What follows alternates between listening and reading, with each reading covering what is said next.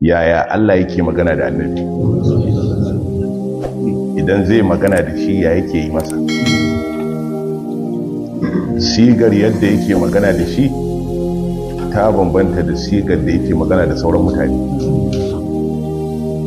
Wannan fasali na uku zai yi magana ne akan yadda Allah yake magana da annabi ta bangaren tausasawa da tausasawa da nuna nagarta da alkhairi.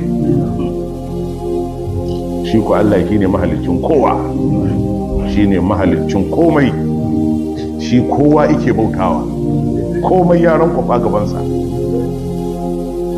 Amma dan ya jawo hankalin bayi su shiga hankalinsu su nutsu, sai ya nuna musu yake kun ga shugaban nan da nake muku bayanin sa filla-filla a ko'ina, nake nuna muku martabarsa, to ba ku kaɗai na kyale da magana ba, ko ni nan girmama shi nake, ko ni nan in zan magana da shi tausasa masa nake, ko ni in zan magana da shi alheri nake, zaɓar kalmomi nake in gaya masa. To shine mauridul muladafat, wajen jin kai da tausasawa, to haka yake masa magana. فمن ذلك قوله تعالى yana daga wancanan kafadin ubangiji madaukakin sarki Allahu anka lima azinta lahum, a cikin maganar waɗanda ba su bi shi yakin tabuka ba.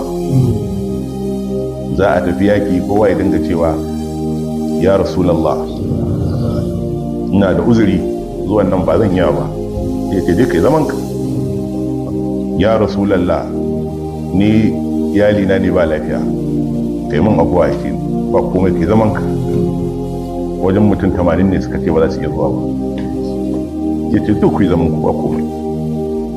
Aka zo aka tafi, Allah ya gaya wa manzo Allah ya ce kun ka ce ma su tafi ka ba su tafi ba, dan ka ce ba kai musu izinin ba ma sai sun zauna ya ba su bi ka ba, dan a wasu ayoyi. To kuma a cikin zancen sai ya ce da shi afallahu anka lima azinta lahu. To yanzu wannan maganar ita ce alƙali yake so kowa ya tara hankalinsa ya san me Allah yake gaya wa shugaba. Ce afallahu anka, kakka dauka ka ce ai Allah ya ce yi maka abuwa. A'a, magana ce ake yin ta don a nuna maka salon yadda ake magana da shi, da mashhadin girmamawa da mashhadin ban girma ga janabin shugaba. Yanzu dai ga lima din nan ta zo. Lima in wani ne aka gaya masa lima, kama an bashi fayari kenan, me yasa kai kaza. To shi lima in ka ji an faɗi ta haƙƙin annabi ba ta tuhuma ba ce, ta ban girma ce. Duk inda ka wannan guri biyun da ya gaya masa lima din nan ba komai sai zunzurutun bayyana martabarsa. Kaga ai na farkon cewa yake ya ayyuhan nabiyyu lima tuharrimu ma ahallallahu laka, nan ma mauridul muladafati wal mabarrati, lima tuharrimu ma ahallallahu laka tabtagi marbata azwajika wallahu ghafurur rahim. Ya shugaba, ka ce yanzu ka gaya wa nana Hafsatu, ka ce yau ka cire Mariyatul Qibtiyya daga lamarinka, ba kai ba Mariya yanzu. Ita Hafsa, sayyida Hafsa, dan ta samu gamsuwa a ranka, yace daga yau ma ni babu Hafsa, na dauke ta daga cikin lamarina. Hakan yayi miki daidai? Ita ce a na hakura, dama bukatar da nake kenan. Ta ce ba kai babu a Mariyatul Qibtiyya. To shine bayan ta gama murna, ta ma samu na Aisha ta gaya mata cewa ai yau magana ta ƙare, yau Mariya an ba magana ta yau, shugaba ga abin da ya faɗa. Shikenan sai Allah ya sauka masa da wannan aya, ya ayyuhan nabi, ya kai wannan babban annabi, lima tuharrimu ma ahallallahu laka, ya kace ka haramta wa kanka abinda ni na halaka maka. Ka ce yau ba kai ba Mariya, to na dawo da ita. To kuma da kaji na ce lima tausasa ma da ke yi, ce wallahu ghafurur rahim, ba laifin da kai mu, wallahi ba abin da kai mu, ni al-ghafuru ne ar-rahim a tare da kai. Da haka amma dai a ce wai yau wata ta sa wai sai ka rabu da Mariya, wai ban yadda ba, a dawo da ita. to haka ga guri na biyu shi sai ya fara ce masa ma afallahu anka, to mahallin magana wani sai ya ce kamar Allah ya ce na yafe maka, lima azinta lahum, ya kai musu izini suka zauna ba su tafi yaƙi ba. To shine maluma za su gaya ma to me ake nufi da nan gurin. قال أبو محمد المكي Abu Muhammadin Makki ya ce قيل هذا افتتاح كلام. aka cewa ya Rasulullahi na yafe maka, in ka ji an ce an yafe maka to laifi kai, aka ce an yafe laifin. To malamai suka ce a'a sam ba mu, Allah ya taimake ka, Allah ya ma kaza, duk kalma kan a faɗe ta sai an ƙara da wannan kalmar ran sarki ya dade. To wannan kalmar fa khaliqu kulli in ya dauko ya ga wa shugaba kuma yana ce afallahu anka, ya ranka ya dade, lima azin talahu, ya kai Allah wayannan ba su tafi yaki ba. Ko kuma a ce a azzakallahu, Allah ya kara ma matsayi, wayannan naga ba su da yaki ba, ya kai su.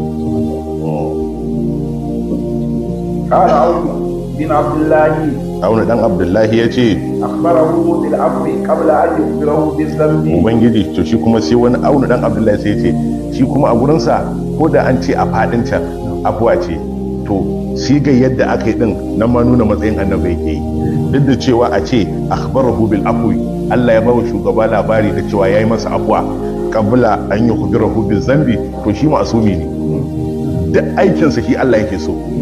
Maganar a ce ga wani abu wanda annabi ya yi shi amma ba shi Allah yake so ba, wannan kamar daga nan ne a ce ka taba da harshe, kaga ba zai yiwu ba.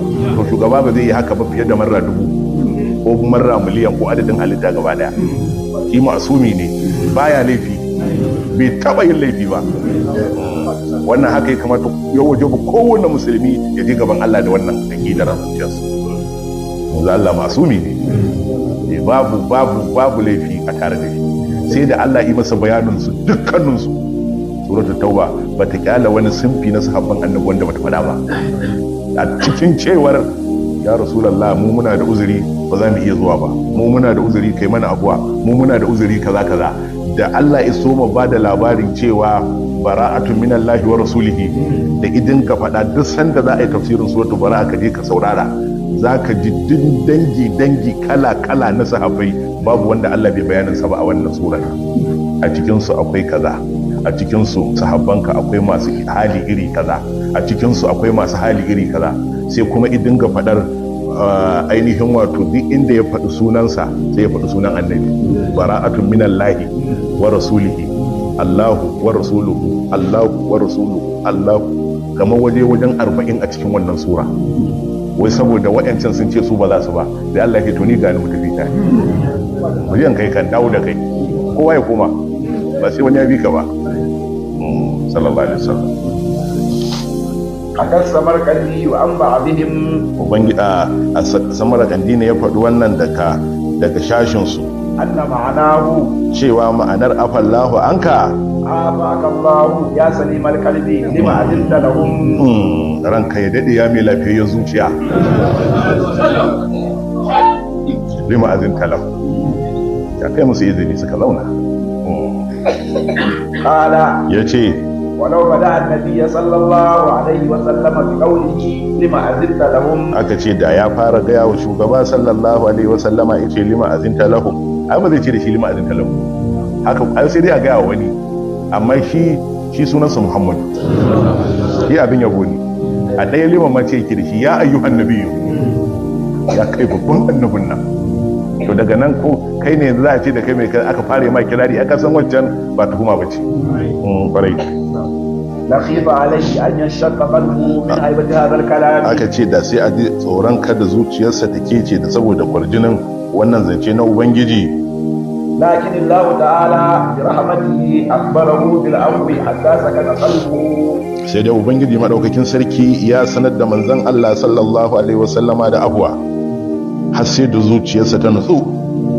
Summa qala lahu lima adinta lahum. Sai sannan Ubangiji ya ce da manzon Allah, ya kai musu izini, lima adinta lahum bit takhallusi, ya kai izini a gare su ta hanyar su je ba su je yaki ba, hatta yatabayyana laka as-sadiq fi uzrihi min al-kadhib. har mai gaskiya ita ka gano mai gaskiya daga mai ƙarya.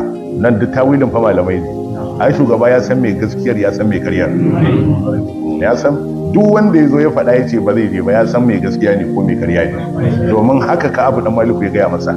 Izo sanda bai je yakin ba tunda su kuma ba sa cikin munafukai, izo ya zauna a gaban manzon Allah yace ya rasulullah ban bi ka yaki ba, ban je yaki ba, ban je tabuka ba, to amma gaskiya da wani mutum ne ba kai ba na san yadda zan shirya magana, in na shirya ta ba yadda zai gane ba daidai na faɗa ba, amma yanzu kai ne a gurin nan ba ni da ikon faɗa abin da ba haka ba, ba abin da ya hana ni banka, ba ni da wani uzuri kawai abin da kuma halara ta yanke shi kenan.